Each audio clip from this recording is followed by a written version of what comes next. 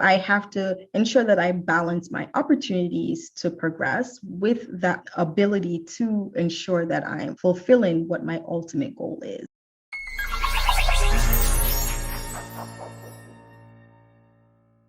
Welcome to DocWorking, the Whole Physician Podcast. I'm Dr. Jen Barna, and I'm thrilled today to have with me Dr. Tamara Beckford. Dr. Beckford is a board-certified emergency physician, wellness expert, health equity champion, and speaker. She is the CEO of the You Are Caring Society, where she helps busy professional women put their health and wellness first without guilt. Dr. Beckford is the host of the Docs Who Care podcast, where she interviews doctors from all over the world and discusses common medical conditions in a fun way while skipping all the jargon. And most recently, Dr. Beckford has been on the front lines battling the surge of COVID-19 in the community. Welcome to DocWorking, the Whole Physician Podcast, Dr. Beckford, and thank you for joining us despite your super busy schedule. I'm so grateful that you're here. Oh, thank you for having me. I'm very, very excited.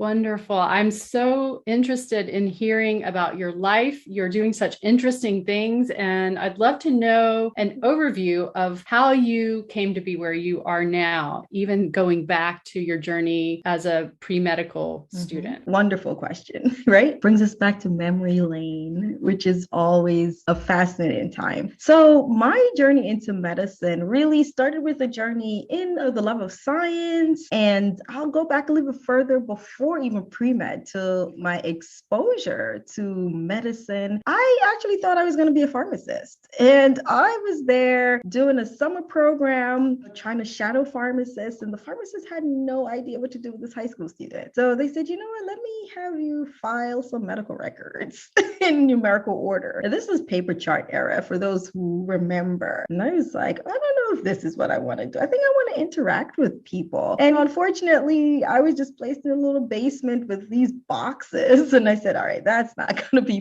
fun. So I reapplied and I got exposed to medicine. I got exposed to shadowing a doctor. And I said, oh, this is awesome. I'm talking to people. I really like this. And then as the years went by, I kept on trying to get exposed to medicine as much as possible. And I applied to other programs. Now, this is as an undergrad. I applied to a program where I was able to shadow physicians, and I was able to shadow a emergency medicine physician. I thought this is fascinating because first of all, she was a female and she was pregnant and she was still like in charge and doing all these wonderful things that we do in the emergency medicine. And it was a teaching hospital. So she had residents, and I thought that this was wonderful. So I'm like, how did she do this? She did all of this, and she was just a very normal person. She was just easy to approach. She loved what she did. She made it seem as if this is a possible life for you. This is not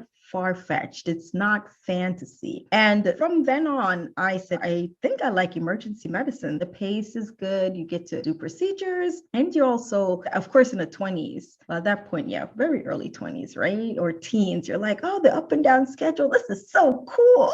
I can be off when everyone else is sleeping. So I got that exposure. While in medical school, I was also exposed to another wonderful physician. And this is Dr. Tiffany Morano. I think she just got this wonderful position as either chair or assistant chair at Columbia, but she was just another fascinating doc. She was just very cool. She's fascinating. She's funny, she laughs, and she is just an excellent doctor. So those exposure in my early years really led me to say, okay, I think I want to do emergency medicine because this is what all the cool people are doing in medicine. And also it's really led to my personality, being able to interact with people, being able to really help at a very, very quick pace, building that bond in order to really help someone. Because if you think about emergency medicine, 20 minutes ago, you didn't know who I was, but I step in the room and you have to trust me that I'm going to really take excellent care of you and really get you feeling comfortable or pass you on to the person that can get you there, but really stabilize you. That's one of the fascinating aspects of emergency medicine that I love and that I work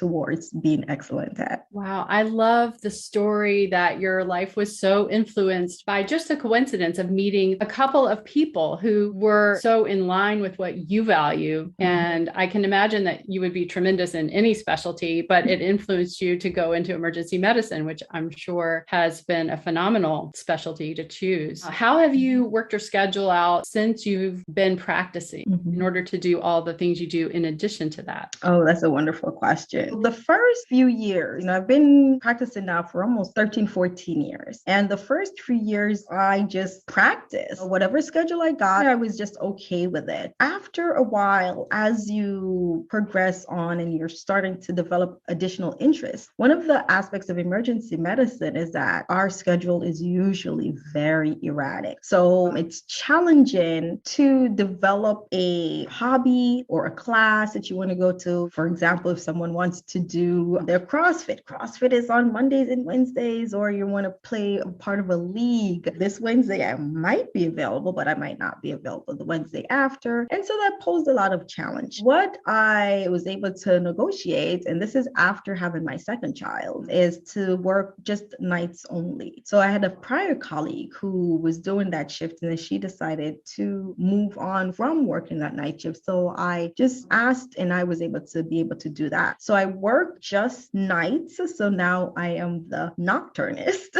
So nocturnal emergency medicine. It has its challenges because I work on the busiest nights in the ER. But what I'm able to do on my time off is things like this, right? Able to do the podcast. I'm able to venture into entrepreneurship, to learn from others, and to meet fascinating people, especially throughout these last few years. But that's the trade-off, right? I work nights in order to do these things in the daytime. Wow. Thank you even more for being here recording with me in the middle of the day. So you have 2 kids, is that right? Correct. Terrific. So you're a doctor mom as well, and we share that experience. And I think a lot of our listeners are interested in hearing about balancing all of that. And that's really what we're about at DocWorking, creating the best life for you based on what matters most to you personally as a physician and as a healthcare worker. And so I would love to hear more about self-care. I want to know, how in the world are you finding time for that with your schedule and with being a mom and the work, of course, in the hospital itself? Absolutely. Fantastic question. How do you find that time? And I get asked this question a lot. And it's to the point that I started thinking like, wow, I guess I am doing a lot of things. I get help. And that's the biggest aspect. So I do have my parents in March of last year. Yeah, they retired. And I was like, oh yeah. But the retirement really is for them. And they get to really enjoy being with our family. They moved from New Jersey. So all of my formative years, I grew up in New Jersey, and I've been in Houston for almost 14 years. During that time, my parents would get to come and see the kids every once in a while. But after retirement, they said that they wanted to move down here and be a part of the children's lives. So they help me on the weekends. One day a week, they will take and pick the kids up from school, and they get to spend time and they get to spoil the kids. And then the rest of the week, I have to unspoil them. For those who have grandparents and the kids or their grandparents, we all understand. But it's wonderful in my perspective. The other thing that I do, as I mentioned, is that schedule really allows me the time to do some of these activities in the daytime. Now, when it comes to my self-care routine, I have a little bit of a daily routine that I do. And it's really a morning routine that helps me to enter into the day versus having the day enter into me. So when I wake up, I read. I've been reading the Bible now. I read a chapter every morning, and then I meditate on it. And then I'll read probably like maybe for 10 minutes into a book. After that, then I will start my day. I might look at my phone to see whatever else that's happening. But by the time I enter my day, I'm just so mellow that not a lot of things are going to really phase me throughout the day, which is the total opposite of the Tamara from yesteryear. So I get anxious and a lot going on. Sleep is something that's important, but as a nocturnist and a person that has to switch from night to days, sleep is a challenge. During the time when I have to flip back over, I do try to get as much rest as I can. And to do so, I have to listen to music. Well, actually, it's not music, it's audiobooks. Audiobooks of people with soothing voices. That helps to ease me back into sleep. Other things that I do, it's really spending time and trying to dedicate some time with my kids. My whole purpose of entrepreneurship was to have time. Whenever I look at any activities or any pathways for opportunities, I have to look and ensure that it's going to align with my initial goal. Spend quality time with my family, make great memories. So that's my goal. I have to ensure that I balance my opportunities to progress with that ability to ensure that I'm fulfilling what my ultimate goal is. Those are some of the ways that I take care of myself. Terrific insights and really brilliant answer. That makes me think about a couple of things. First of all, reminds me of an episode that we recorded way back, episode 39, with Dr. Paula Marthia, who is also a hospitalist, doctor mom, and she works night shifts as well. And she also had figured that out as a way to balance her work and her family. And it's worked out really, really well for her too. So it's really interesting to hear another person who has chosen that as a way to balance it all. And then hearing you describe your morning routine also makes me think about a book. I'm curious if you've read Miracle Morning by Hal Elrod. Yes. So actually, I read Miracle Equation, which was his book after Miracle Morning. He talked about it. And so I got just a small insight into Miracle Mornings, but that is correct, is one of the reasons why I've patterned that off of the Miracle Morning. Oh, I love that. I'm going to have to check out the next book. So Miracle Equations. Oh, it is awesome. Fantastic. I'm going to check that out, and we'll include that in the show note. The other thing that listening to you really made me think about is what a fabulous job you've done creating boundaries for yourself and around the things that you value the most, and picking and choosing things according to a bigger plan and focusing on your vision for yourself. So I think you're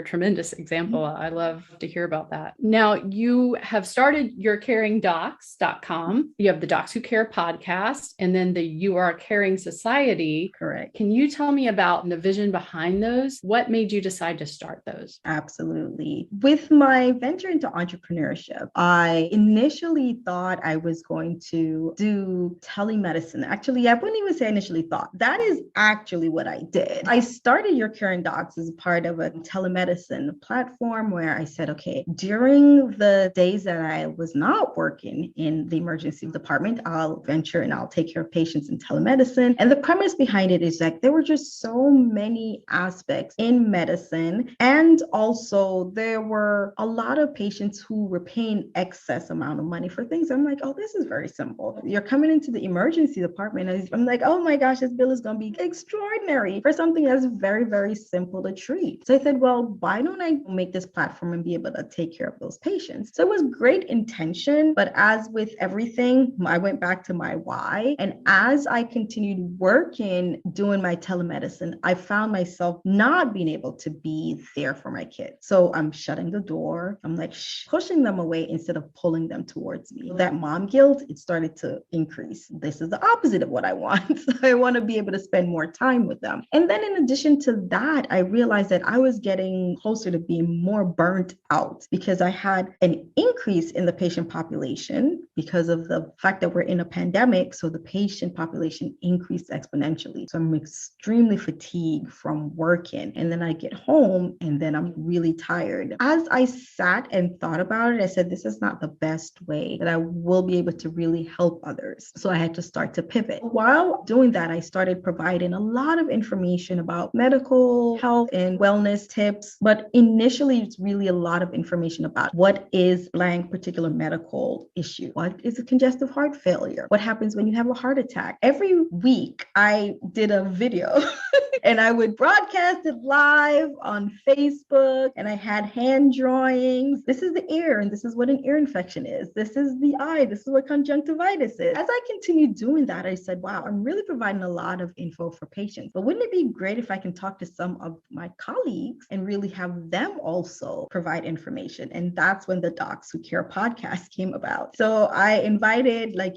colleagues like, hey, would you like to talk about like your specialty? And then from there, I actually really just started getting to know them and having them talk about more than just their specialty, a lot of additional interest in helping, in coaching, and depression. And we just went really, really further than what I thought. And being a person who just kind of goes all in on this, I sent out and I was interviewing a lot of colleagues daily. And by the time I looked, I had amassed over 100 interviews.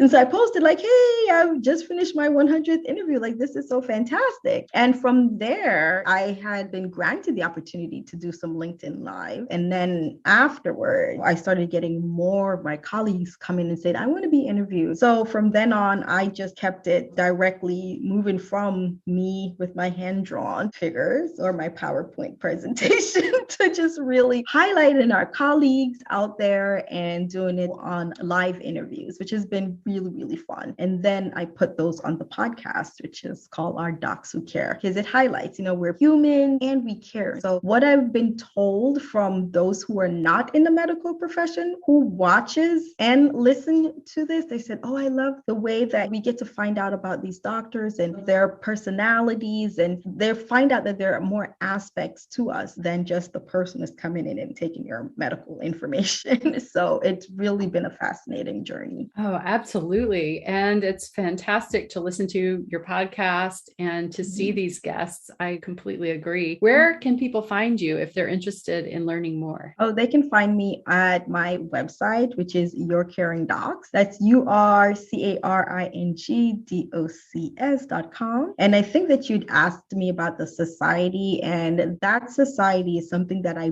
built recently. We just kicked off. We're here to help our busy professional women really put their health and wellness first. That's one of the other aspects I started to notice. The pandemic hit and a lot of us really went down into a funk. Life started to just hit us really hard, balancing between life, your career, and then your personal. We end up putting off things for ourselves in order to do things for our family, such as if our child is ill, we'll make their appointment. If we're ill, we're like, it's okay. If our spouse or significant other or grandparents or parents are ill, we'll handle things for them. If we're ill, we put it off. So the point is to really put ourselves first, because we know that we are part of the glue that holds everyone else together. So if we are at our best, then we can definitely continue to give our best to everyone. That's part of the Your Caring Society. That is such an important concept of put the mask on yourself first, because if you're in good health yourself, if you're taking care of yourself from an emotional standpoint as well, and you know that you're doing what you're doing with purpose, then you can take better care of all the people around you, which is typically what we're trying to do when we're neglecting ourselves. Exactly.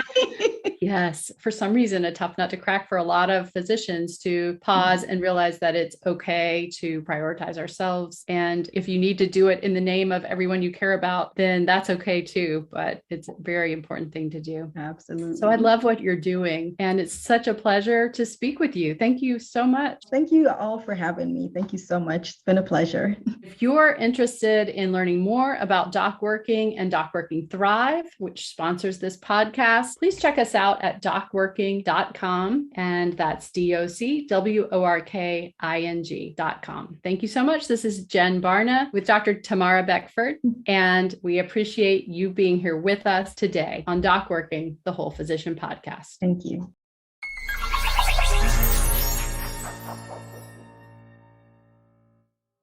I'm Amanda Taryn, producer of DocWorking, the Whole Physician Podcast. Thank you so much for listening. Please don't forget to like and subscribe, and head over to DocWorking.com to see all we have to offer.